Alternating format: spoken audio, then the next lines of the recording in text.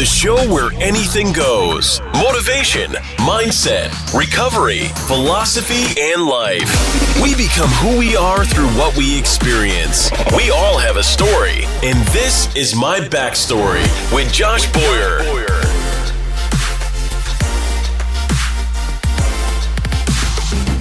So here we are, man, on the My Backstory podcast, episode 26 with Rocco, Vargas, in Salt Lake City, Utah.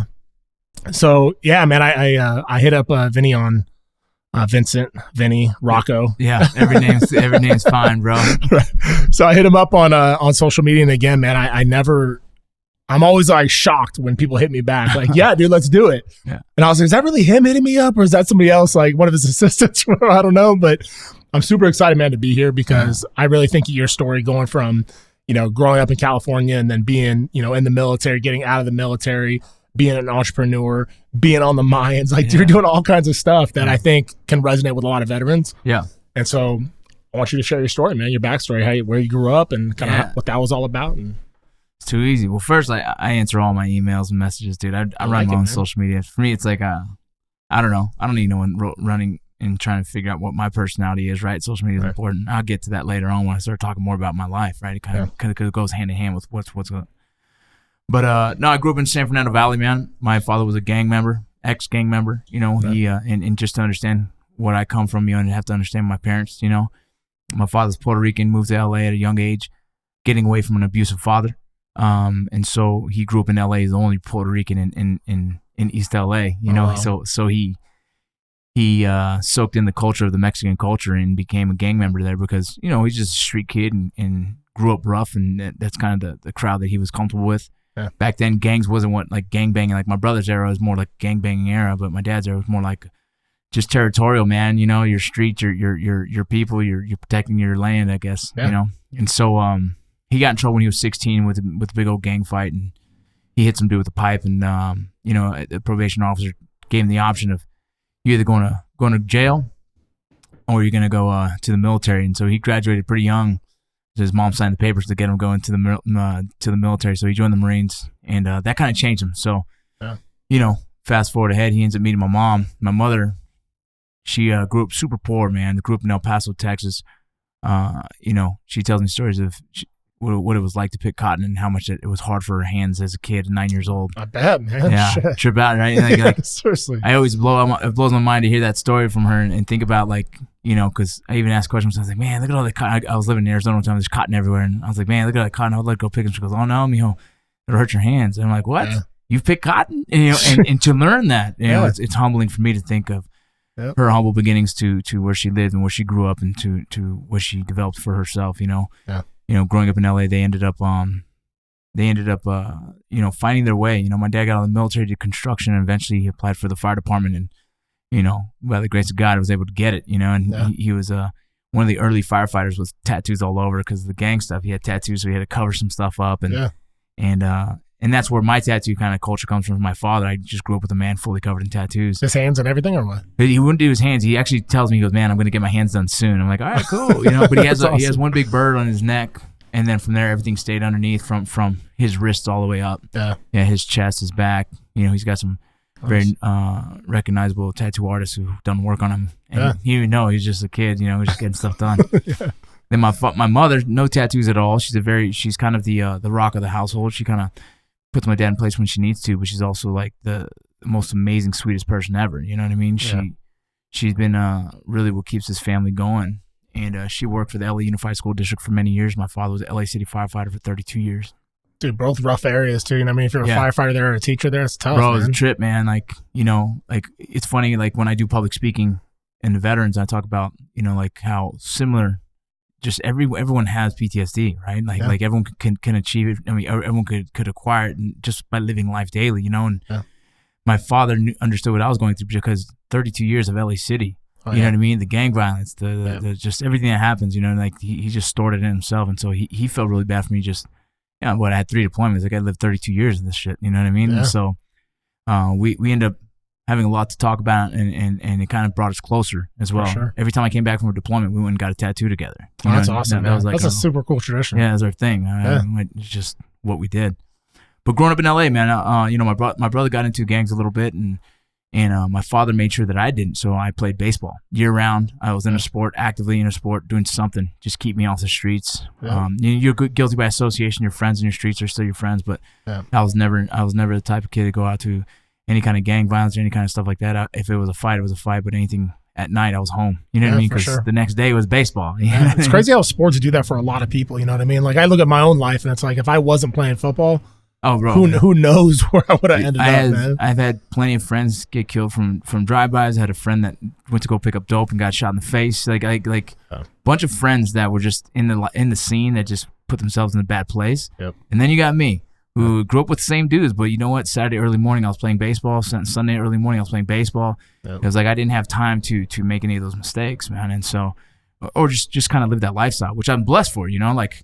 It's funny, I kind of teeter on the line of a baseball player who was a skater and a surfer, well, wanting to surf out the boogie boarder, right? But I spent a lot of time in the beaches. I spent a lot of time with my baseball friends. And then I have the other friends that are kind of the cholos and the gang members, on the fringes, right? And so I'm always been, people meet me like, bro, you talk like a white boy. I was like, bro, I grew up with baseball players because like I couldn't be with like cholos, dude. I got in trouble. My dad whooped my ass. And so, but all my friends are still my friends, right? And so I went back home recently and got to hang out with them, and they were like, "Oh, bro, it's crazy to see what you're doing." Not your bad. Like, it is crazy, bro. I didn't expect this shit. You know what I'm saying? Yeah. And so I ended up playing college baseball. I got into some legal trouble, man, just some dumb shit, just as a kid and trying to figure out life. And growing up in LA, you learn how to hustle at a young age, and I was just doing stupid shit just to buy baseball equipment, bro. Like seriously, like my parents didn't have a lot of money, you know what I mean? And I wasn't gonna ask them for like money for a $300 baseball bat, dude. That's not fair, you know? Because I know. Sometimes we had those bean marathons, we call it. My mom used to call them, like, she cooked beans on Monday, and we'd have beans all the way till Friday. it'd be a different meal, but it always had beans, right? That's funny, dude. Oh, bro, she'd change it up. You know what I mean? Like, it's funny because you don't realize that until you get older, what our parents do for us. And it's beautiful to think, like, I didn't know we were broke because I never felt broke. Yeah. She always made dessert. Every fucking dinner. Can I cuss? I'm sorry. Yeah, no, totally, okay, bro. cool. Yeah. Can I cut? Yeah. So every dinner we had fucking dessert. Yeah. That's a trip to me, bro. That's a trip. She made sure make it happen. Yeah, there was something sweet that we at the end, and like things like that to me, I think are priceless to find out later on in life. Like, damn, man. You look at it now. Like I look at like how my grandmother always had. Like we had these huge Christmas, deals. With all these presents and shit. I'm like, it's not like she had a great job. It's like, how did you stretch it so much to make it happen? Like it's crazy because I know what it's like now because I'm an adult and I got kids. It's like it's not easy, man. You know what's crazy is because I thought about like on Mondays we'd have bean and cheese burritos, and the next day we'd have tostadas, which all that is frying that tortilla and making it flat, right? Then the next day we'd have nachos, and like all it is just cutting up that fried tortilla into nachos, right? It's like, how the hell did she trick us, right? Like, it's awesome. Dude. Yeah. And so my mom used to say, my mom and my stepdad used to say, beans and rice and Jesus Christ, because like there was we had a homeless ministry, and so we'd always go down to Mexico every weekend, and part of the homeless ministry we would get like free beans and free rice and stuff like that. So like. They're like, dude, it's free. Like, we'll cook because they didn't have a lot of money, you know? So, like, dude, that's what we're eating. Right. So, to this day, like, my stepbrother and stepsister and I, like, it's like, I don't want to see a cup of noodle, dude. I don't really dig beans and rice anymore. Because, like, I ate it so much, dude, as a kid. I'm like, nah, I'm over it. I'm done with it. It's funny how all these things in my life when I was younger, I didn't realize would come back to I guess, pay it forward or just, like, kind of to show themselves again, right? You know what I mean? Yeah. Like, I was dyslexic as a kid, and I didn't know that. Like my parents were both working; they didn't really focus on education. Wasn't focused back then like that, right? It's like, hey, as long as you're passive, no one cares. You know what I mean? Yeah. And I needed a 2.0 to play high school ball, so I made sure I got that. Yeah. And so the teachers are gonna pass you if you're good. Bro, I was good at baseball, and I was charismatic, dude. You know what I mean? Like I was always smiling, I was always had a good mood, and I was cool. So there was no teacher that was failing me, dude. I showed up every day. Yeah. I got a perfect. I probably missed 2 days of high school ever, right? Like I wanted to go to school. I had fun. I just didn't do the homework. Right? My backpack never got off my back. Like I kept it on every day. It's hilarious. But like, it's just, I had a lot of anxieties about reading. I had a lot of insecurities, and I thought I was just a bad reader. I didn't realize like I actually had an issue until I got into the military. Yeah. And the way I got in the military is because I failed my last college. I went from Glendale Community College. I went to LA Valley Community College, played ball there. I got into a fight with the coach, kicked out, gone to Glendale Community College. Went to Glendale Community College, had the best baseball season of my life, like the best team I've ever played for. Yeah. The Vaqueros, we were number 2 in the state. We had an amazing season. I got to play with Fernando Valenzuela Jr. Oh, wow. Yeah, his son was on the team. But like just there's a lot of ball players there. There's one who's in pros now, Marco, and it was just a cool time. It was like the best, like all my years of baseball kind of came out that season, and it was a beautiful thing for me. Yeah. But then I went to, and then had some got in trouble again, some dumb stuff. You know what I mean? Like just, I was getting caught up some shit. Yeah, dude. Like just a curious kid, man. You grew up in LA, and I ended up going up north in Chico. My buddies were there and played ball there, and I had a really good summer season. I got a full ride to Kentucky, and for me, I was nice. in Kentucky it was an NAIA college called Breast University, and for me, I was like the wanderer in my family. Like no one ever left home, man. I'm like, I'm gone. Yeah. Like let's see what's out there. Yeah. Like just being away from home, I felt like I would grow better. I was around the same people doing the same mistakes, and just not like it wasn't. It was like today. I hate that people come out of prison, they get sent to the same city they were in trouble. Like, dude, you're just not gonna work. You're throwing them right back into the shit, right? Yep. That's why I needed to leave. I needed to get away from those friends. I needed to get and nothing wrong with those friends. It's just I was too immature to be around those guys because I couldn't make my own decisions. Yep. And so when I took off, it was the best thing for me. And it was scary, it was freaking frightening as fuck. But when I got the opportunity to go to Kentucky, like, here we go, let's try this. Yeah. I went out there and, funny, when I was in Glendale, I was taking theater classes because I couldn't pass the other classes, bro. I was taking acting and theater, right? Like it's crazy, bro. Yeah, and so I never thought that would come back. And you connect the dots, bro. Like, holy shit. That's what tripped me out, bro. Yeah. I never thought it would come back. That's crazy. I was just like, dude, I can pass these classes. This is fucking easy. You know what I mean? The teacher was like, dude, you're real natural at this. I'm like, whatever. I need my A's, right? Like, I need to get balances 2.0 out. Right. And so I went to Kentucky, and no one gave a crap about me out there, bro. Like I wasn't the star anymore. I was just another dude in the team, and I ended up academically ineligible. At that time, I got a girl pregnant who ended up being my first wife. Yeah. But I had her pregnant, and I knew I had a daughter, raised in a household of family. You know what I mean? Like my heart was about like raising kids. Like I was gonna do it. Yep. So it didn't scare me as much as the fact that it scared me because it was going to hinder my baseball opportunity to be a pro baseball player, which was the dream since I was freaking 4, you know? But as soon as I became academically ineligible, I was like, all right, well, I need something for my kid. Yep. And at the time, 9/11 already happened a year later. And she was born in 2002, November. I was watching TV on CNN at a bar with a buddy of mine named Jim Daniels, who was an ex-Navy dude. He's always telling me these cool stories. I'm like, man, that sounds cool. I'm like, I've never really traveled, never had the money to do that. And I'm watching CNN, and that Marine is putting the American flag over the statue of Saddam Hussein. Do you remember that scene? Do you remember that? I think I do, yeah. They've played it over and over and over. And they interviewed the family. The family was crying. I was so proud they were for their son. And I was like, damn, my parents have never looked at me like that. I've never done anything in my head that was honorable. I'm just a selfish kid playing baseball, you know? So when I saw that, I was like, you know what, that's what I'm doing. The next day I went to recruiter, joined. And, Did you know for sure you're going Army or what? Yeah, well, it's funny. I didn't know anything. My father was a Marine, and I talked to him. He goes, don't go Marine. And I think it was his way of protecting me. Like he thought it was, he was back in there, his drill instructor punched him, and stuff like that. So that's kind of the era where he was in. And he was like, don't do that. Go. He goes, I would recommend maybe Army or something. I'm like, all right, cool. Just out of respect to my dad, I was like, sounds good. I thought I was gonna make him proud and join the Marines. That's what I was gonna do. Right. He was like, no. Okay. The only other thing I knew besides that was a Navy SEAL. And so I went to the Navy SEAL recruiter, or the Navy recruiter, and I said, hey, I'd like to do Navy SEAL. He goes, you can't.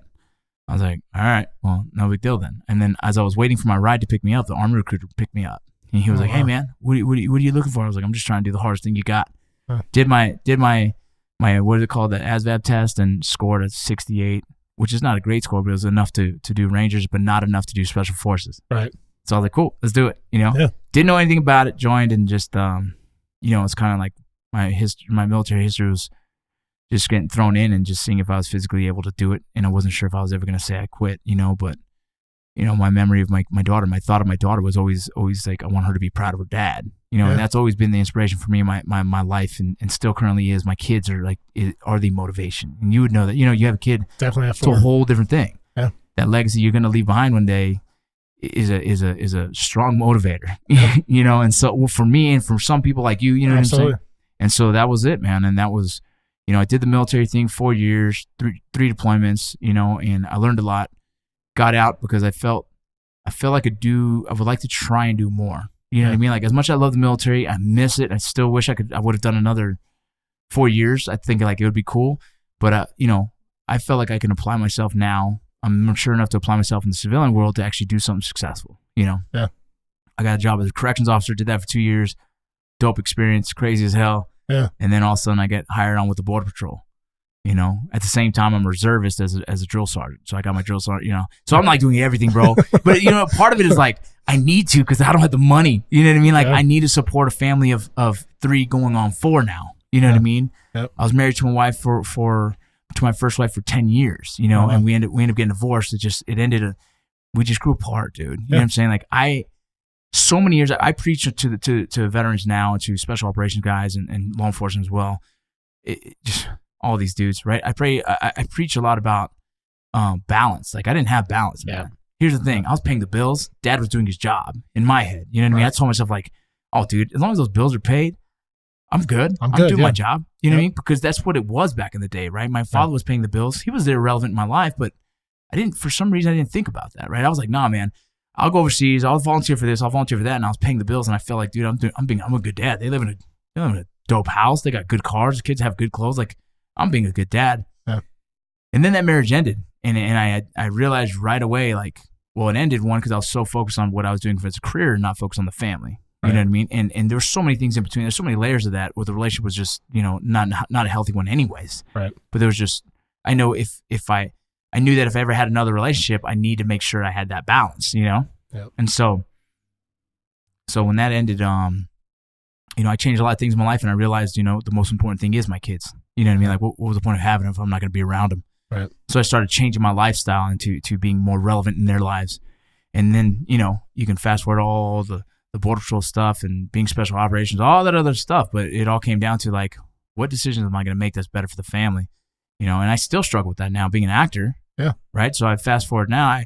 From 2013, I started doing business with my buddies, which is a beautiful thing, right? Like, a bunch of veterans. Like, I believe that we are the first wave of veteran entrepreneurs to really make way through social media and motivate and inspire millions of veterans to take a chance as well. Yep. You know, and I can say that with confidence and not being cocky whatsoever. I really believe we are the first wave of guys to inspire other veterans to take that chance. Yeah, I agree. You know, you have a few in front of us, right? Like, Glendale's in front of us, Ranger Up was in front of us, but I think what we had, the social impact and reach we created, no one was touching us. Yep. And then to know that we're 3 completely normal dumbass dudes, right, able to do what we did, it puts everyone on that same pedestal, like, oh shit, if they can, I can. Yep. And that was incredible, right? It was an incredible thing. And so that, I fell in love with that. Yeah. I fell in love with veterans reaching out saying, hey man, you changed my life. Hey man, you've motivated me. You inspired me, blah, blah, blah, blah, blah. Yeah. And that's when I was like, all right, fuck the Border Patrol, I'm out. You know what I mean? Yeah. Like, I want to live my life. I want to put on my fucking shoes every day knowing that I'm what I say now is entertaining, inspiring, and motivating. Yeah. Those are my 3. Like, if I'm doing that for veterans, for fathers, for anyone that fits in the demographic and enjoys whatever I do for my life, like, cool. I want to be that. I want to be that messenger, if you will, for these guys to just, I'm just walking that line, man. You can jump on and follow, and hopefully you jump on and pass me. Is really, you know what I mean? I dig it, man. Be better, you know? For sure. And that has given me a life to be able to take my kids to school, pick them up, you know what I mean? Be in their life more often. Yep. There's definitely sacrifices daily that I choose, so whether I'm going to go to California to do another role, whether I'm going to take a meeting after 2:30, right? Like, this is after 2:30. Normally I'm picking up my kids. I already told my wife, it's all good, right? It's all good because there's things like this I think are important. Yeah, I appreciate it. I don't get to tell my story sometimes, and I think given the opportunity to tell a story to a different demographic, people will be like, you know what? I got to go check this dude out. Yeah. That's powerful for me, right? Yeah, because, for sure.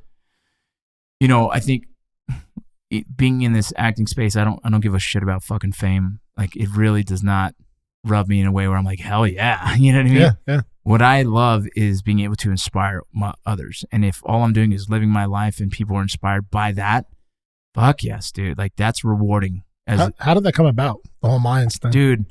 Or getting into acting in general. Yeah. I mean, was that your first gig? Was the Mayans? Bro, it's unheard of. Like, I was spoiled because now I'm doing auditions and getting nope. You know what I mean? It started with, obviously, YouTube inspired that. Like, you know, I grew up in LA and tried to do acting. I went to one audition. I couldn't read. Yeah. Right? So the dyslexia kicked me in the freaking junk. And I was like, dude, I'm never doing that again. That was embarrassing. They handed me the new lines that day. Yeah. I couldn't read them, bro. Yeah. And I started sweating. And I was like, that anxiety just killed me. I was like, I'm out. And I was so embarrassed. I wouldn't tell people. Like, I even went. You know what I mean? And so when I started doing theater in class, I'm like, yeah, this is mostly improv. I could do all this. Like, you're not giving me lines. And if you give me lines, I'm studying and going to do it. Yeah. So I never tried again, dude. And then we started doing YouTube, and I'm having fun with that, being in front of the camera. And Matt and JT were like, dude, you're a natural. I'm like, thanks, man. Like, I don't know. I have a little bit of experience already, you know? Yeah. And then we produced our own movie. We produced Range 15, and I got the feel of like what real Hollywood, or at least what close to Hollywood possibly I can be. And I told Nick Palmisano, he's the founder and CEO of Ranger Up, and me and him are pretty good buddies. And he's kind of a business mentor of mine, you know? And I told him that, we were in the bus, and I'm like, this is what I'm going to do. I'm going to do this for a living. He's like, what? Yeah, I was like, I really wanted to do acting and take it serious. He goes, I think you could do it. He even said, you know, I can see that. That's what he said. I can see that, you know? And so, you know, fast forward, Range 15 got done. We did all the premiere dates and everything, had some fun with it. And then just inadvertently, I produced a short film called The Long Way Back. And have you seen that or not? I got to send it to you, dude, because it's pretty cool. For me, super proud. I'm a writer, right? So I wrote this poem, and I turned it into a spoken word, and I put a film behind it. I think it was a different approach to the veteran suicide topic than anyone's ever seen. Yeah. And so when I produced that, I ended up getting selected as I didn't win an award, but I got selected at a veteran film festival. So they flew me out. I went there and did that. I didn't win, but Range 15 ended up winning it the same day. So nice. There we go. Yeah. I met a guy there named Jamie Kaler, who's a veteran actor, been doing it for 20-something plus years, and he invited me out to California to do Dads in Parks. And so I started doing this improv skit comedy with an actual actor in LA. And I'm like, man, this is cool, you know? Started having fun with this. I'm in LA, and by chance, we already met Steve Howey, who's a big actor. He plays on Shameless. He's the main character on Shameless. He goes, hey, man, they still need people for Mayans. I'm like, bro, I'm in LA right now. If they can do an audition, I'm down. I don't know what I'm talking about, bro. I don't even know what an audition looks like, right? Like I have no idea, but I'm just like, let me know. I'll do it, yeah. And so he said, send me this, send me that. And I sent him everything. I even sent him that short that I did. Yeah. And I walked in, and the lady was like, oh my goodness, that short you did was so beautiful. And I was like, oh, wow, hey. Yeah, like, this is cool, right? Yeah. And so then like, here's my lines, and I'm this. We studied them, went in there, and I did it. And I'm telling you, man, I was pinching pennies, because at that time, you know, I was just really working on my own thing. You know what I mean? I just met my current wife, and I walked away from all the other stuff because family became the most priority. I became a single dad again, is what happened. Right. So I became a single dad at one point, and then I became a single dad again. It's you know, I was dating someone, and that didn't work out. But it's me and my kids, so I couldn't do all the stuff with the guys. I couldn't travel. I couldn't do shows. I couldn't do meet and greets. So I'm home, and I met my current wife, and I told her that, look, I'm focusing on you and family, and I'm gonna focus on me. Like, it's time to do me, like, and what I want, and which it was is to inspire more veterans, right, or help more. Yeah. That's what kind of turned into, I'm in LA by myself. I get this audition with Steve Howey. He helps me out. And I do the speaking thing, and she gives me a hug. She goes, thank you very much. We'll let you know. By the time we get to the airport and we're flying back to El Paso, because that was my last duty station as a Border Patrol agent, right? I get an email saying, we need you to fly back because Kurt Sutter wants to see you again. Oh, shit. Bro, we have maybe $800 in our account, right? You know what I mean? And I'm like, sorry, babe, I'm spending it. I'm spending the $400 to get this round trip ticket. I have to give it a shot, right? You know what I mean? And so, yeah, man, I flew out to LA. My dad drove me there. I did the audition. The craziest thing, it was like, I felt really good. Everything was smooth. I didn't show I was scared. I didn't feel scared, but I just want to make sure they felt like I showed confidence. I shook his hand and left. And as I'm leaving, my dad was more excited than anything, right? And he jumps on me. My dad rides Harleys. My dad's, you know what I mean? So my dad jumps on my back and goes, oh, man, how was it, son? I was like, it was good, Dad. Get off me. Let's go. You know, let's go grab lunch. While he's doing that, Kurt Sutter's watching from the window. And he makes a comment to the casting director, who tells me later, says like, wow, that's beautiful. That's genuine, you know? Yeah. And I believe that's it. That's what got me the part. That's awesome. 4 days later, I'm on set filming the first pilot of Mayans, and it ends up getting thrown out. We go back to do the second pilot, which then it gets picked up, and then boom, man. I'm a full-blown actor. Dude, that's insane. Crazy. It's crazy insane. But you know what? I think the people who are bold end up changing the world. Dude, you have to. It's funny because so many people are like, man, you've done so much. Like, yeah, I'm not afraid to fail. Right. I have no fear in just throwing it out there and be like, oh, and in telling the world too. Yeah, that failed. Yeah. That failed. Yeah. You know what I mean? Like, what brought you to Salt Lake City? Like, how did that end up happening? So I pitched a concept to a production crew for the show that I did for History Channel. It's called Brothers in Arms. It's actually going to be playing in UK now. They canceled it here in the United States. Yeah, but they're sending it I was stationed in the UK, so I'll be watching if I was there, yeah. Oh, cool, yeah. So opening it in the UK on the 19th of February. Oh, nice. So I pitched them a show. They said yes. So we flew in to film a pilot, or we flew in to film a sizzle reel. So in the acting world, a sizzle reel is kind of like the teaser to the season kind of concept. Yep. Me and my wife were like, this place is cool. You know what I mean? Like, it's beautiful. And so then I started Googling, saying like, oh, it's really good for families. You know what I mean? I started checking out the weather. I was like, oh, they have all 4 seasons. Yeah. And I was like, what are we doing in El Paso? Like, I don't work for the Border Patrol no more. We're living close to a border, which is never safe. Right. The kids weren't comfortable in their school. Not like El Paso was bad. And so, like, what are we living there? My kids were having trouble in school because they're light-skinned Hispanics, and the kids sometimes are giving them shit. Like, my daughter's they're starting to nickname her Weta, you know, and she didn't like it, right? It made her uncomfortable. And, like, if she liked it, cool. Yeah. But if she hated it because she was like, I'm not white, Dad. And I'm like, I know, but you're light skinned and, you know.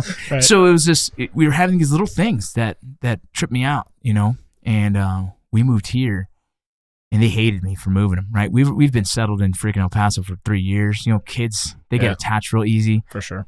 But man, within months, they're like, nope, I love it. I love it here. That's awesome. And it's been cool. We got them in a great school. And so that's why now I like, this is home, and I'll travel to LA to work. And I fly home almost every weekend because you have the weekends off. Yep. And I'm still in the military, so I get a military flight. So it's $150 round trip. That's awesome, dude. Man. Yeah, I'm gonna fly home every weekend, dude. You know what I mean? Because I want to be relevant in my kids' lives, right? It all kind of comes full circle. Like, definitely. If I can catch those weekends, they're important to me. The other thing is you got FaceTime, which makes my life a lot easier as well. Oh, for sure. When I like doing this podcast and stuff, like that was the hardest part, is getting away from the kids. Because the same thing, like when after my last back surgery, I had a decision to make. Like, it's like I can just be a disabled guy that just sits around and doesn't do shit. Yeah. Or I can find another passion, find a passion that I'm passionate about, that I can, like, you know, make a difference. Yeah. So that's what this whole podcast, that's how that whole thing was birthed, you know, because I got used to being home so much with my kids. It's like I'm there waking up with them, I'm putting them to bed, I'm doing all that stuff. But when I'm podcasting, it's like I'm traveling, but FaceTime is huge. Man, it's huge. It's funny, man. I have these withdrawals, right? But like, I'm home a lot, you know what I mean? And it's cool, but it makes it harder to leave. You know what I mean? And my wife sometimes, like, I'm going to take off to the Mayans here soon to go film season 2. And hopefully I have a lot of episodes, and hopefully it's just a great season. But I know that first flight there, she's going to break down, right? Because like, man, you've been home a lot. And like, I know it's a blessing. We're super blessed, and I'm never going to forget that, right? Like, I have to acknowledge that. Yeah.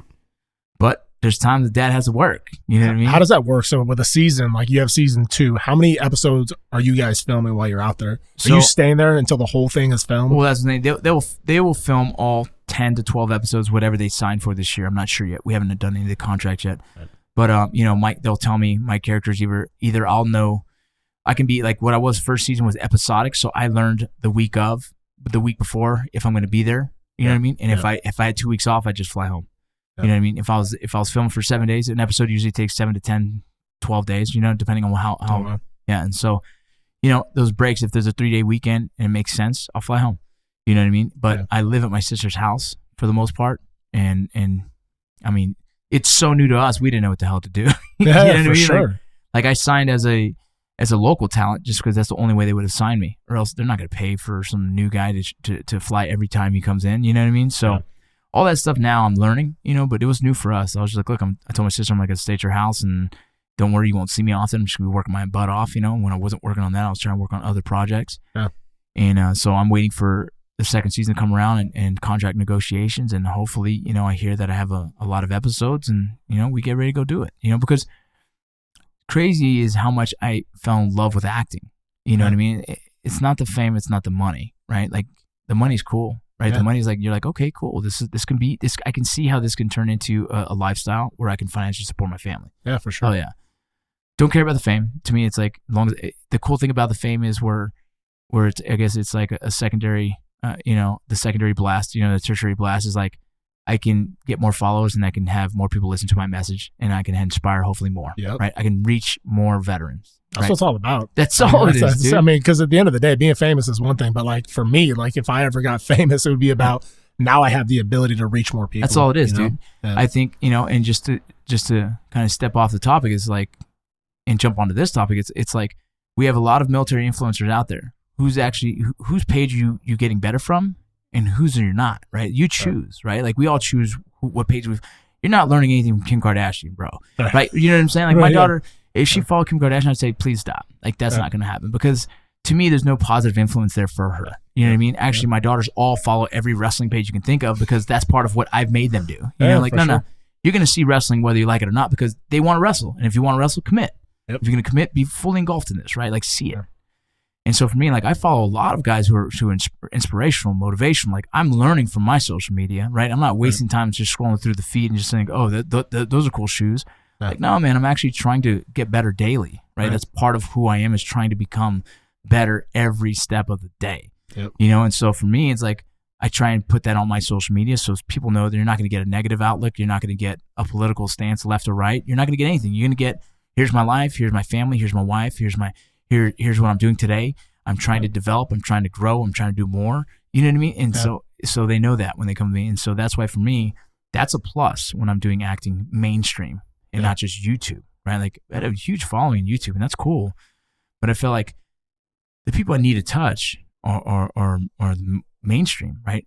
You need to be a household name to have a big positive effect, you know? Sure. And so that's really the goal, man, right? Like that's the dream, is wherever this acting takes me, man, I love the fact that I'm doing it, because it's a different challenge. My whole life has been a physical thing.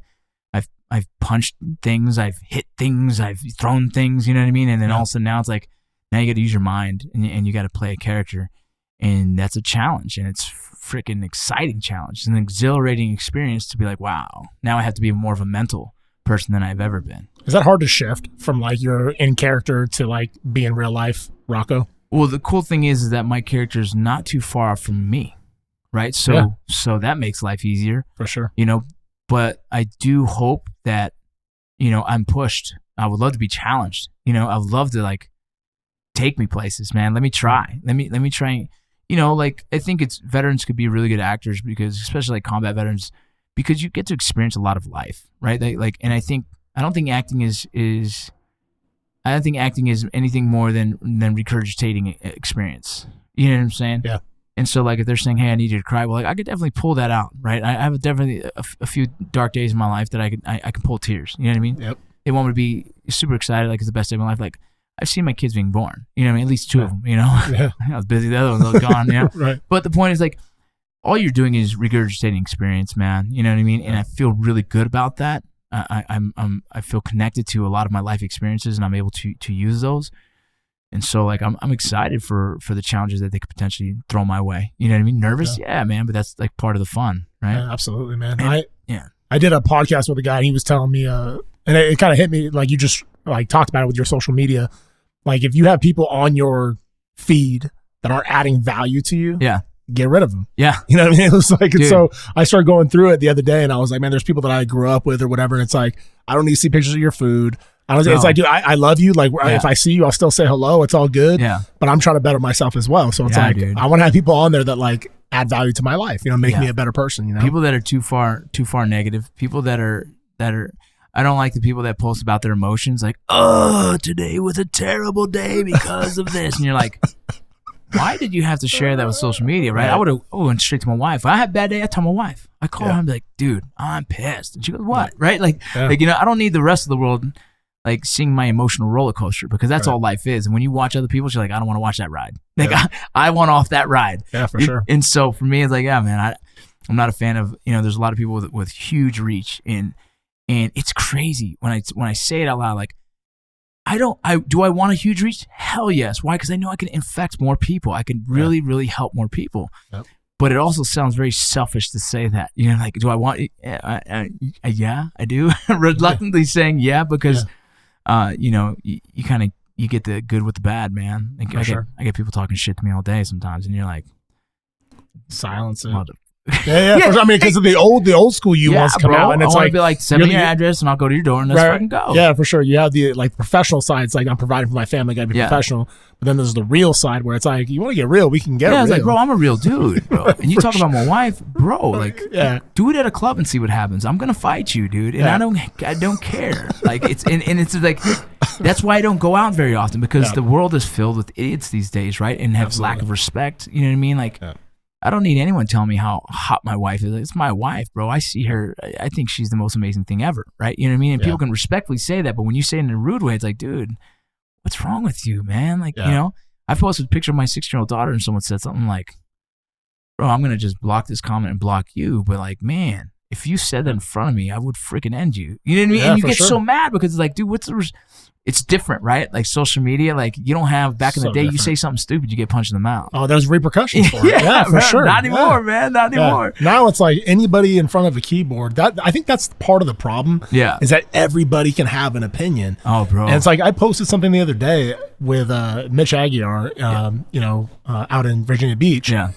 And someone said, "You're talking about not being on opiates anymore. I could see your pupils look a certain way and blah blah blah." I started attacking like my integrity, and I was like, so I was like, I could delete the comment, but I was like, nah. So I just hit him back and was like, Sometimes hey, man, I do. like, it's like, hey, dude, like, that's unfortunate. I don't even know you, and you don't know me, and you're questioning my integrity. Yeah. I haven't touched drugs since 2011. And, I go into the whole deal. Yeah. Have a blessed day, whatever, dude. I do the same. Sometimes I kill him with kindness, but I kill him with like realness, dude. Yeah. Like, bro, you jump on here and you're gonna question me.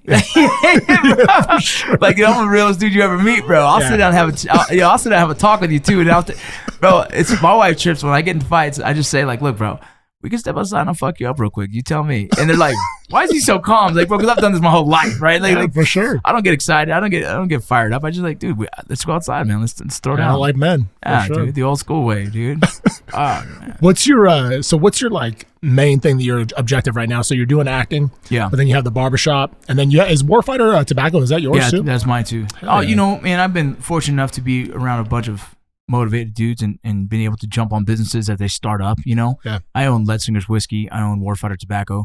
I own the barbershop. All over the place. Yeah, I own the barbershop as well. And Letzinger's Whiskey is doing great, and we hope to continue to grow that brand. I would love to see that thing get bought next year for billions. Who knows, right? Like, for me, I don't get attached to my brands in the sense where I fall in love with them where I can't sell them. Like, I think that the plan of business is to grow a brand and sell high, and then walk away and then go start another venture, right? Yeah, That's the exciting thing to me. So I would love to see that for Letzinger's Whiskey. Warfighter Tobacco, it's in growing stages, man. We're still growing it. We're in a culture of cigar smokers that never seen a group of us, right? Yeah. It's a very classy, it's a very prestigious world. And we're trying to tone it down a notch because a lot of us, our first cigars were overseas. You know what I'm saying? And so we try to create a label and a brand for us. We're not trying to change the culture. We're trying to allow us to be in this culture that we fell in love with in our own way. Yeah. So Warfighter Tobacco is doing great. We're growing it, and I would love to be a big hitter in that cigar world. In the next 10 years, it would be great. Are they all out of here in Salt Lake? No, they're all out of San Antonio now. Okay. Yeah, I just travel. I do a lot of the help with the marketing and stuff like that. And then once a year we go down to Vegas and we do the cigar convention and try and pick up more accounts and stuff like that. Dude, the barbershop, like when I saw that, I was like, oh man, I need to go check that place out. Because like honestly, man, whenever like the city I grew up in, I went to the same barber since I was like 5 maybe or whatever, So and he was like this old school dude. They'd be smoking cigarettes, unfiltered, ashing on your hair, and shit. But it's like he was cool, Galen was cool, man. And now you go to a barbershop and it's like guys want the experience of being in a barbershop, the straight razor, shave, and just an old school feel to it. It's crazy how it's changed, right? We're a world of trying to do things faster and save time, and that's the one place you should actually earn your time back, right? You should want that time to be spoiled. Yeah, for Women sure. have the places to go get their nails done and their toes done. Like, we didn't have a place. Our place was the barbershop, and we lost that, right? Because Supercuts started killing the game, right? Oh, I can get a haircut in 10 minutes real quick and get a fade. $10, 10 minutes, I'm out. Looks like shit, but... Yeah, exactly, right? And we call them a chop shop, right? Right. And so, I grew up in the same kind of thing, a barbershop that was an experience, man. They were family. Rudy was essentially my uncle. That was the guy who cut my hair for all these years, was Rudy, you know? And so I wanted to recreate that feel, man. And so that's kind of why we just did the barbershop. I own beard.com as well, and we're right now, we're kind of ramping it to sell it, hopefully, and I want to keep the barbershop going. I think it's a cool thing for my kids to be there and for me to be there. And I want to get my barber license when things slow down. Yeah. Just so I can go in there and cut my son's hair, you know what I mean? But there's something about sitting there and actually becoming friends with your barber and being able to use it as therapy in a way. I was just going to say, it's like therapy, man. It's like your therapist when you go in there, because it's like you're sharing things with them that you probably wouldn't share with anybody else. Yeah. And they're hearing shit all day long. So it's like they have a plethora of advice to give you. You know what I mean? It's great. And at the same time, it's like you come back in 2 weeks and like, hey, what's up, John? how you doing, man? How the kids? And you're like, whoa. It's like a good feeling when they know your story. And like, hey, so you talked about something last week, and he goes and like, hey, how's that going for you? You know, did you meet that girl? Did it work out? You know what I mean? You're like, bro, you're better than my own friends, dog. Yeah. No, it's awesome, man. It's a cool good feeling. shit. So, you know, for me, all these business ventures just kind of, I'm one of those like, I need to have my brain going at all times on something. I'm a creative. I like to write. I like to create new things and experiences and whatnot. And so if I'm not, I start feeling like a depressed almost mentality, right? Like I'm like, I'm not doing enough. Yeah. So like, I just published that book. You know, I published a book called Light the Fuse. It's on Amazon. I was gonna say, where can people find that? Yeah. You can get it on Amazon. It's pretty cool. It's called Light the Fuse, and it's really like life lessons of my life. Some good attitudes I had, some bad attitudes I had, and things I've learned from it. Mixed in there some poems and some very emotional blogs that kind of go in line with the chapter. And I use that when I do public speaking. That's kind of like if you want to get deeper into what my brain and my mind, here's my book. You know what I mean? It was a quick read. It's a quick write, and it's very authentic. Did you write it or have like a ghostwriter? No, I did it, bro. Oh, wow. That was a trip because like I wanted to make sure I did this, because when you sit there and read it, man, it's not, bro, this isn't Shakespeare, right? This isn't,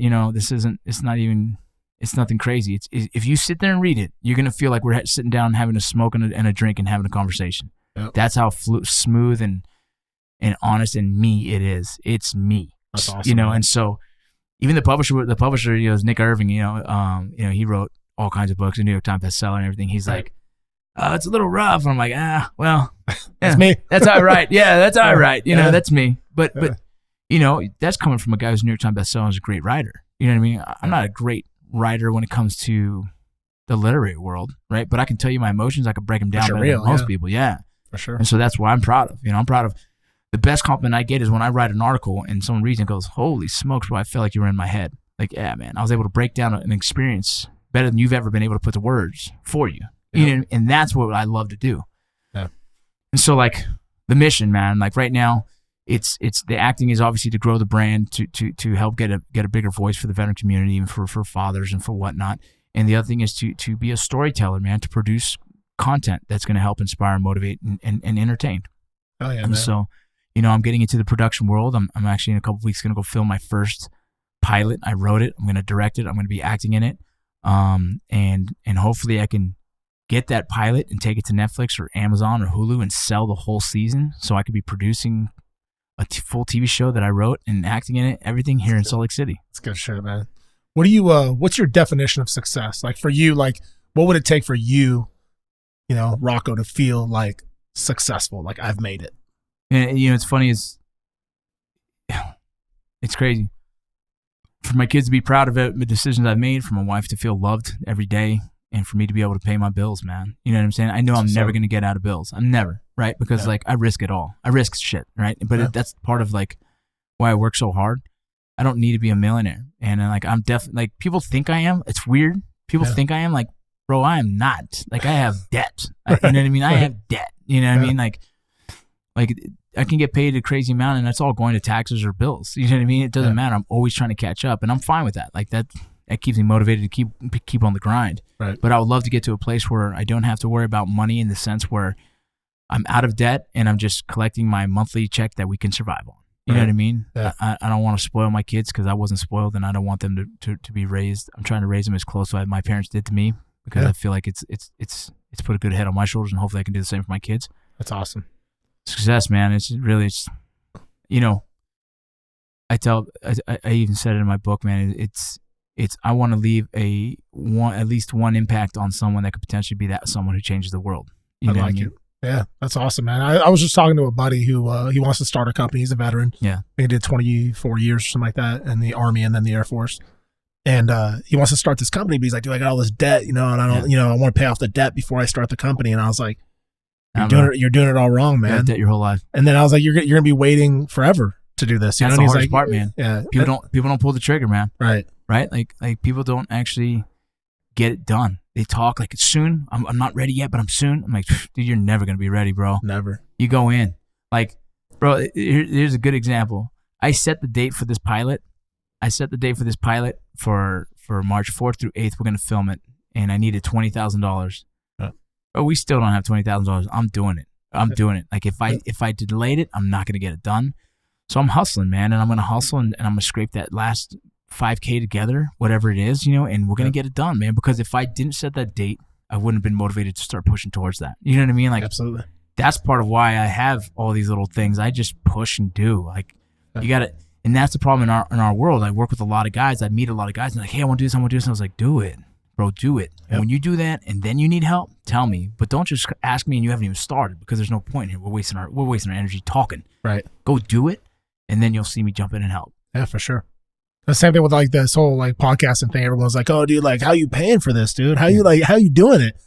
I said, you know, part of it, I had some money put away. The other part of it, it's an investment. Yeah. In my opinion, it's an investment because I'm getting the opportunity not only to put out some pretty awesome podcasts, but to network and meet some of the coolest people in the world. That's the investment. Dude. That's the investment to me. It's like, dude, like I'm networking and meeting some of the raddest people in the world. And like, it's worth it to me to go and fly to these people, you know, because everyone's like, oh, we're going to do a phone like podcast. I'm like, no, I'm flying to you. And they're like, what? Yeah, I like that you did that. Yeah. I like that you did that because you know what? You can get the best audio. Yeah, because I did my first one. I didn't. It's hard, man. Like I want the best audio. I want the message to be clean, and it's hard. I can't fly people in yet, and I want to, dude, because of that. And I can't fly to people because I'm so busy here. But I like that you did that, dude. It's crazy because like the things that have been the most beneficial to me in my life is relationships I've built. You know what I'm saying? It hasn't been the money I've made. It's been the relationships I've built, and those relationships have opened so many doors. Like just the Steve Howie one. Yeah, I'm obviously made enough of an impact as a friend to him to be like, I'm gonna put my name online for you. That's huge, dude. Yeah. You know what I mean? And I pride myself on having these good relationships and maintaining good relationships, right? Like I don't burn bridges. I don't stab people in the back. I'm very loyal. And you text me, I reply. You know what I mean? And so these things like that is like, it's very important on maintaining a relationship. But those relationships, some of these grow into something you never expected. You know what I mean? My partner in Beer.com and Throwback to Barber Company, he just likes to do his hustle, but he partnered with me in it and just trusted me. I'm like, oh, okay, let's do it. And that relationship is huge to me, right? Like, and like you said, like this networking thing is huge. Like, we're gonna go past this. You know, this interview, like, this is a beginning. We're gonna end up continuing to talk about other things, and I'm gonna throw you on my podcast. You know what I mean? We're just gonna keep doing stuff. You know what I mean? That's what I was telling somebody when they were asking about like doing other podcasts with other people. I was like, that's what it's all about. It's cross pollination. Yeah. You know, it's like if you link up with people and you jive with them, you're connecting with them, then you keep working together. You know what I mean? And then you build each other up. You know, because there's no sense for me. Like there's no sense for me to break anybody down. You know what I mean? Like if I'm not vibing with somebody, I just don't work with them. It's all good. That's you know it, what I mean? dude. And I just move on. You know, for me to trash somebody else or whatever, it's like I want to build people up. You know what I mean? Like take as many people along with me for the ride. You know, like that's the fun part about it. That's the craziest thing is like in my book, you know, my mom knows my whole story. Obviously, she's my mom, and my current wife knows my relationships before and how things ended ugly. You know, and I've never once bashed anyone. Ever. Ever. And when my mom read it, she was like, I was wondering how you were going to talk around this. And I said, she goes, no, I respect that. But it's like, yeah, because what do I get out of that? That just means I have some pent up anger. I don't. My life is perfect right now. You know, all those situations happen for a reason. You know what I mean? Whether it was friendships, whether it was relationships, like anything that didn't work out, it's all good, man. Because right now I'm in a good position where I'm really happy. Yeah, for sure. Yeah. If you view life that way, you know, like, and you're just always like treating life as that, like it's happening for you and not to you. Yeah.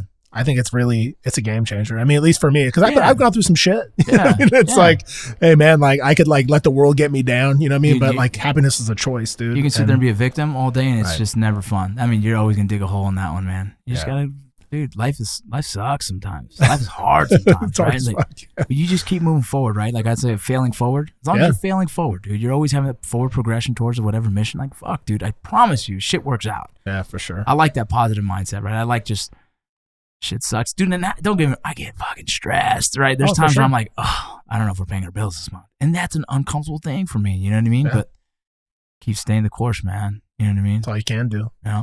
I'm going to ask you a couple questions that I ask everyone that comes on. Yeah. First one being, if you had one book or one person that inspired you the most your entire life, who would that person be or what would that book be and why? You know, my father's a big one, but it's and I'm not going to say him, right? Like he would most likely be the guy who's inspired me, but I think I've learned a lot of things from him. The guy who's inspired me was my squad leader who passed away. You know, his name was Ricardo Barraza.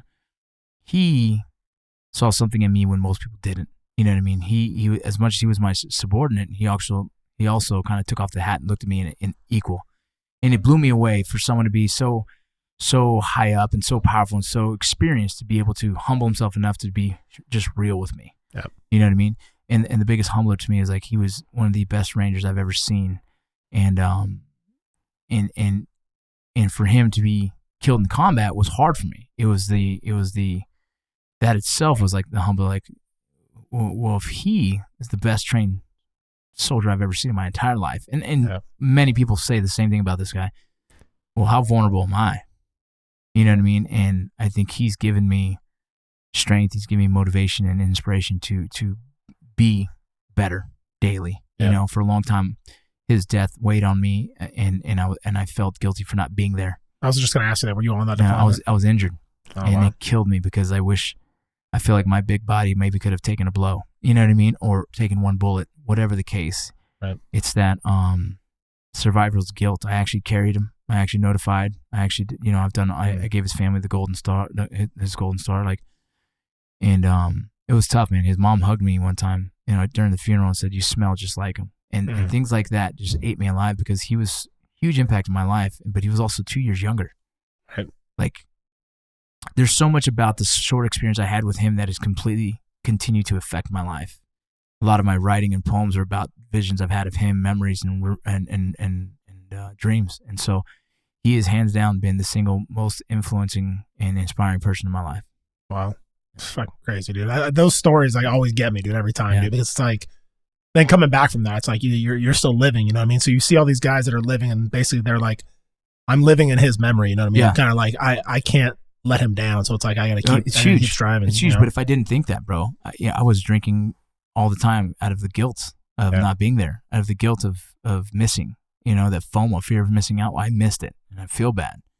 And until I changed my whole thought process, like, you think this motherfucker's looking down happy at that? You think he's proud of like what I'm doing? Like, I'm not making him proud by any means. You know what I mean? I strive to make him proud, like as if he was my father. Right. You know what I'm saying? And it's a trip, dude, because a lot of veterans do what I did. The anniversary date, they drink until they fucking puke. They drink until they fight. And I wrote a lot about that. Is that's not what they want, right? Or if they did, there's no way. You know what I mean? Like, why would I not continue living when my friend doesn't have that option, right? And so that's really the motivation that I continue to drive me.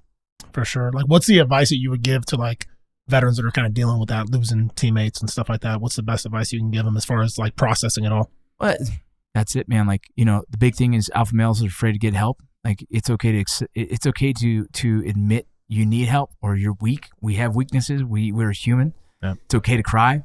Yep. All these things that are told that's not cool as a man to do. Yep. Oh, it's fucking completely cool, and it's actually healthy, and it's good for you. You know what I mean? Like, I seeked help. I got counseling. I've cried plenty of times. I still sometimes sit there in a moment like, oh, God, it's catching me again. You know what I mean? These small, a movie that kind of, for some reason, reminds me of it, the emotions kills me, Yeah. And, I think it's a very natural thing to feel guilty, to feel bad, to have these things, but if it's a legit PTSD, you need to get help. Yeah. You need to seek counseling, and there's a lot of things that has helped me, from meditation to sleep tanks, right? To some people, THC helps a lot of guys with just.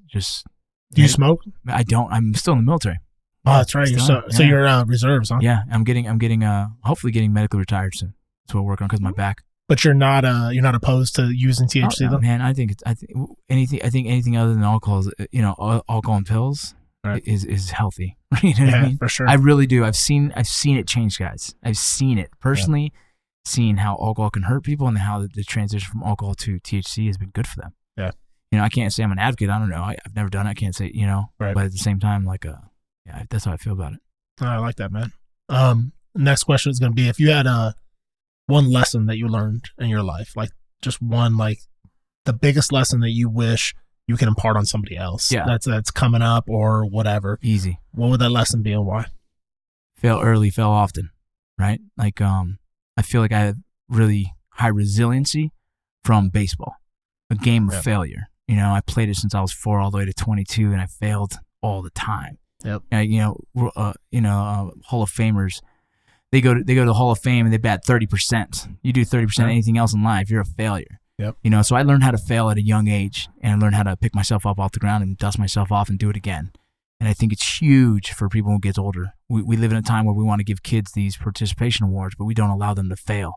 Yeah. If you don't allow your own kids to fail, they're never going to be able to accept a heartbreak. They're never going to be able to accept any kind of adversity. Yep. Right. And so I would fail early, fail often, and start to experience it. Allow your kids to feel the loss and build them up. Teach them, okay, let's get past this. Let's move past it. And, let's accept it. And how can we get better from it? And so that's the biggest thing for my kids. Yeah. That's legit. My son just started flag football. It's his first year playing. And they handed out a participation trophy after the first game and then a best learner for the game or whatever, And so we got home. I said, you understand if you get one of those, it's going in the trash. You're not keeping it, right? And my wife was pissed. I know. Yeah. And I was like, listen, I never got one coming up. You know what I mean? You pay your dues. And this is not, you don't get a participation trophy, dude. Yeah. You get a trophy if you win, if you're a winner. You guys lost the game. I know, dude. You lost. It's funny how, you have to soften the blow sometimes too, though, because our wives are you know what I mean? My wife's the same. She goes, leave him alone. I'm like, look, I'm trying to explain. I'm trying to help him. Right. It's tough love, but I'm trying to help him. My daughter, she got third place in the state in wrestling. She's an incredible wrestler. Yep. Third in state. She's pissed, right? Yep. I'm like, good. It's like Jocko Willings, good. You know what I mean? Yeah. Good. Yep. Get that loss. It's okay because there's no such thing as a 13-year-old freaking Olympian. There's not, right? Let's build from that. We got plenty of years to work towards that. If that's the goal, good. For sure. You need to see that failure so you can work your ass off next season. That means all off season, we're working. Yeah, it's a tough line to walk though nowadays because I have the support. Ultimately, I have the support of my wife, but with most people in society, you don't have their support. When you walk that hard line where it's no, we don't accept participation trophies in this family. There's no way. Right. You know what I mean? It pays to be a winner. Yeah, and I know, and it's tough, right? Because if I said that to the coach, he'd be like, you're a dick. I'm like, oh, what? Am I? How do I approach this then? Because seriously, I don't like the participation award. But my kids have heard it so much, they know. Right? Yeah. My oldest daughter's like, I don't want that. I'm like, oh, you're going to get it.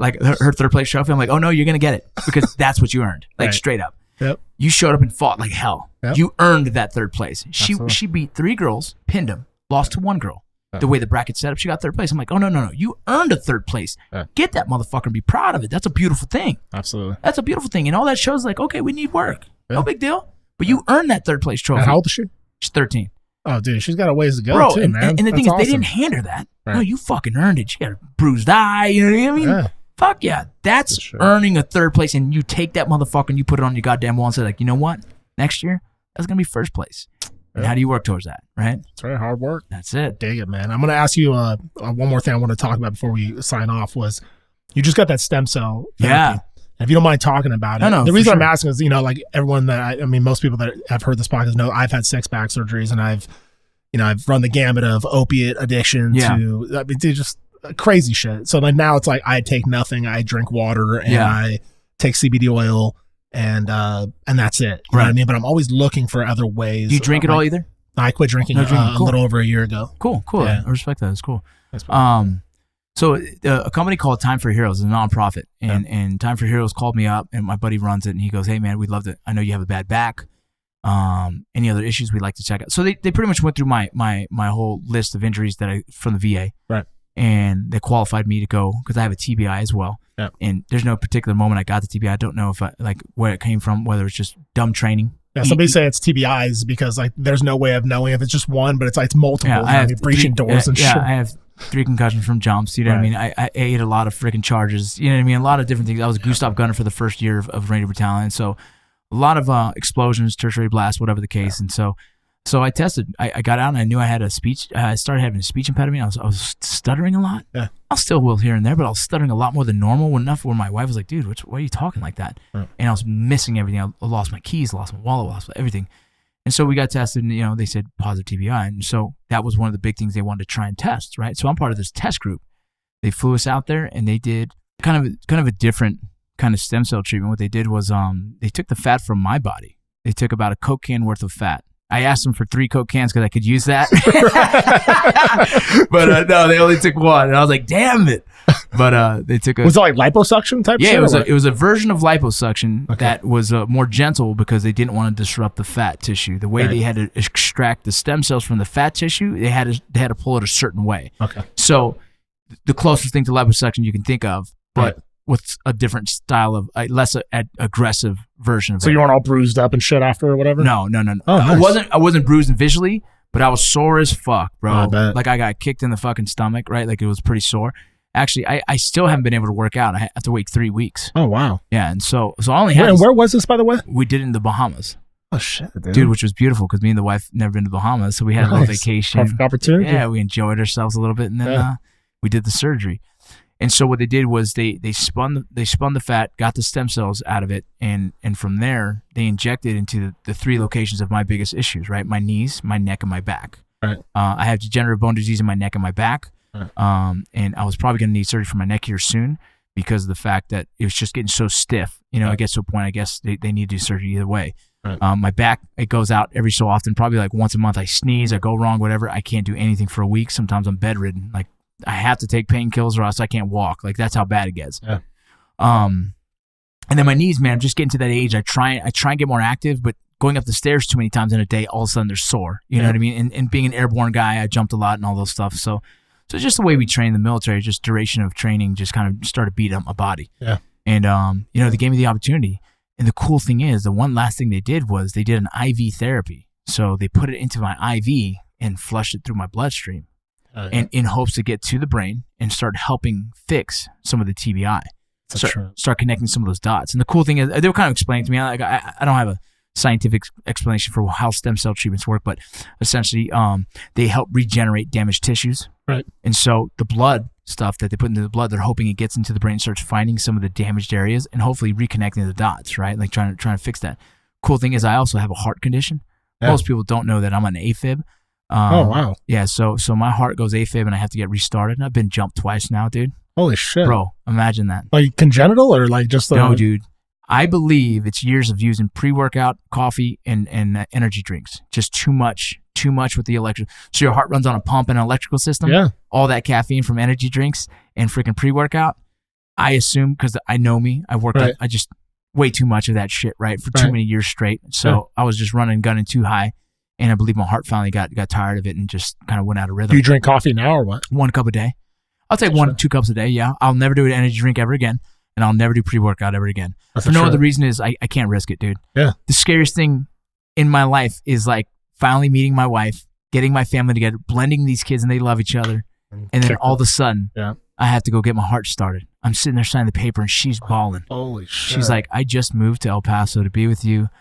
And she goes, I can't lose you. And I'm like, oh my God, I can't lose you. Like, this is like the perfect scenario right now. Our life is working. And finally, like, we're at the age where everyone's taking shit serious and it's a beautiful thing. And all of a sudden I'm in the hospital, dude, for my heart going out of rhythm. And they couldn't. How did you know something was wrong? Did you feel the off? palpation, the palpation, like heavy heart pain? Yeah. I felt it in my throat and I'm like, man. And I'm a medic, dude. So I got out of the military infantry, went into the Border Patrol and started becoming a medic. Right.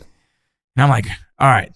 Obviously, my heart rate is weird right now. And I just got back from the gym. Everything was good. I went to the bathroom, and once I closed the door from the bathroom, I started walking, and boom, I felt like a bump. Yeah. I was like, oh, and my heart started going crazy. Like a high rate, but like heavy high rate, where I'm feeling it in my throat. Like you can almost look at it and watch my throat. Yep. Going doom, doom, doom, doom, doom, doom, and way off rhythm. And I'm like, all right, I'm crazy. I'm just stressed and nervous right now. So I go to check my pulse.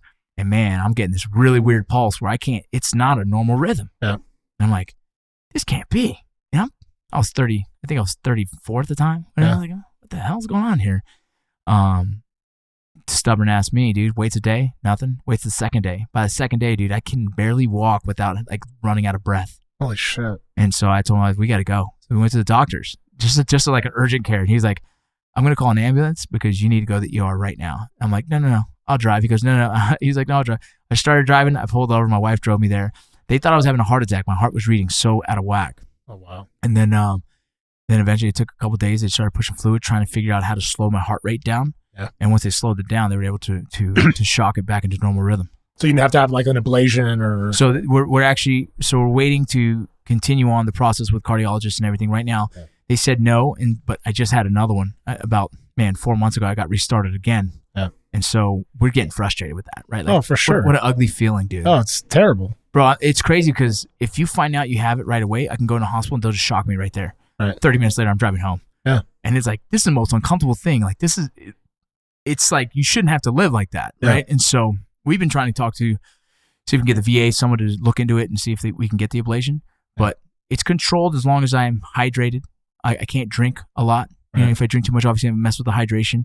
I don't do anything more than 2 cups of coffee a day. You know what I mean? So all these things I have to do to try and maintain my minerals pretty much levels in my body, you know? That's a trip, man, because I had like a really bad like anxiety, you know? So I would get the like heart palpitations. And I'm like, oh, dude, what's going on, man? Like, and I'm like, is this anxiety or is there something really fucking wrong with my heart? So, dude, I was going through all these tests, like trying to figure it out because I'm only 37. So I'm like, dude, like something's not right. And, you know, my dad, who wasn't really around like most of my life, but then like we started talking again and recently, and he's like, my heart's messed up. I have to have a quadruple bypass. I'm like, dang, so you're scared. Like, so I'm like, fuck, dude, like he's 61, and I'm like, dude, like, I was like, right? It's super young. Wow. And he's not like a fat guy. He's like tall and skinny, you know? So I'm like, oh, dude, is this like a family thing? Because I didn't really know his family history. I didn't know anything, you know? So I was like, dude, I don't know. So my oldest brother's getting checked right now, like, and I'm like, dude, everyone's getting checked now because it's like, dude, it's too. My life is like you, dude. My life is too good right now for like shit to just go south, you know. So like, I was like, you know, let me cut things out that like don't serve me anymore. Like alcohol is one of them. Had to go. Yeah, because like it doesn't serve me, doesn't make me a better person, so it's out. Yeah, coffee, I love this shit. Yeah, but it just doesn't make me feel well, you know. Like I'm high strung as is. I can like keep it going. I get up in the morning, I'm ready to rock and roll, have some honey or whatever, and I'm good, you know. But coffee just like, so I have a little bit of it, but every once in a great while. But it's like a love-hate relationship because if I have too much, palpitations start up again. I'm like, no, I can't do it. It's a scary thing, dude. And like, you just can't fuck with the heart, bro. So I'm hoping maybe this treatment helped my heart. Yeah. Like, I don't know. So hopefully it'll find what I damage and maybe fix, maybe correct. But the thing with stem cell treatment, it takes months. It takes 3 to 6 months. And they say, I'm not going to notice it first. My wife will start noticing me doing things that are like, hey, you know what I mean? My buddy says he can smell better. The trip. Yeah, he said he's knows the smell of strawberries, but now he smells them better. And I'm like, whoa. You know I'm gonna have to look it up because I want to know like if I would even be a candidate. Because I mean, I've already been fused twice, and it's like I don't know if there's anything I can do at this point. Got hardware in there. Yeah, I don't know. Yeah, but I mean, I think it's something that we should all be doing, right? It sounds like an awesome freaking oil change, right? Like that to me is like, why wouldn't I would do this every 5 years? Yeah, you know what I mean. I would do if it's going to help build what's broken. Do it. Let's go. You know hormones, stem cells. I'll do it all. Dude, I do TRT right now. That's one of the best things that's ever happened to me. That's awesome. I didn't know that I don't produce as much testosterone. Right. And then also for all combat stress, whatever reasons, all of a sudden I have in the TBI, my brain's not producing the hormones that I'm supposed to have. It's so common in the combat community. Crazy. It's so common. I got tested and he's like, bro, your wife probably has more testosterone than you. I'm like, what? You know what I mean? Like, what? Here you are thinking you're like some badass, you know, and you're like, dude, I don't have any testosterone. What the fuck? Crazy. So that was a huge change. And I linked up with this company called Core Medical Group. Yeah. Who, dude, they sent it directly to my house, bro. That's awesome. I go get blood work. They're really good people. They work with veterans. Dude, it was the best thing I've ever done. So is it covered by the VA or is it something you have to pay out of pocket? This one pay out of pocket. But you can have insurance. It depends on, you know, it's all prescribed and everything. You know what I mean? And so I just pay this one out of pocket. So is it gel or you have to inject or what? I do injections. I do injections and several different little things like, you know, they check all your hormones. They'll identify any of your issues, you know, like my buddy gets B12, you know what I mean? So different things. Dude, that's legit. Dude, it's super dope. Yeah, I think that's like the way forward is like to get optimal. You know what I mean? Oh, like, it's find the proper. You know, it's like homeostasis, right? Like what's the proper levels in my body? Let's get them there. Whether it's mental, physical, everything, right? Like you know, CBD products are going crazy. Like why not? Why not have this perfect balance of everything you need, right? Like from hormones to mental to everything. Yep. Like that's how we're going to be running, gunning in the future. Like I'm in perfect form right now, right? Because I've tested everything. I've tested my blood, I've tested sugars, like everything, and I feel like it's the healthiest version of me is doing that. Yeah, for sure. And that's like, I always get my shit checked, my blood work is done every year or whatever. My wife's like, why are you always getting physicals every year? And I'm like, I want to make sure, I want to see if there's a fucking problem. Dude, you gotta catch it early. It's like, I want to catch it early, and if there's like, you know, my testosterone's low or cancer or whatever. Comes out of nowhere sometimes, bro. I just want to know, you know, and it's like, I don't think it's like hypochondria thing. I think it's like, I just want to be optimal, and if I'm not feeling well, I definitely want to know. If insurance covers once a year, do it, right? Whatever. For sure.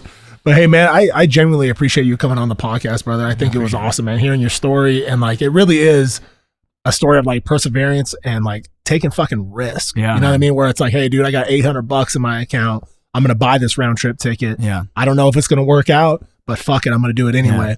And I think that's the difference between people who make it and those that don't are the ones that take risks. Yeah, you got to risk it. And they're saying, hey, man, like I don't know what this is going to turn into, but if I don't take that opportunity, you're never going to know. That's it, man. And no, I think it's beautiful, man. So thank you so much for coming on. I think it's a huge lesson to a lot of veterans out there to Just get after it, man. That's it. Live your dreams. That's it. I appreciate it, brother. Thanks, brother. Thank you. Thank you for listening to My Backstory. Stay motivated and stay connected off the show. Follow at my_backstory_ to be a part of the journey to recovery and to see where your story goes. Or visit us online at hereismybackstory.com.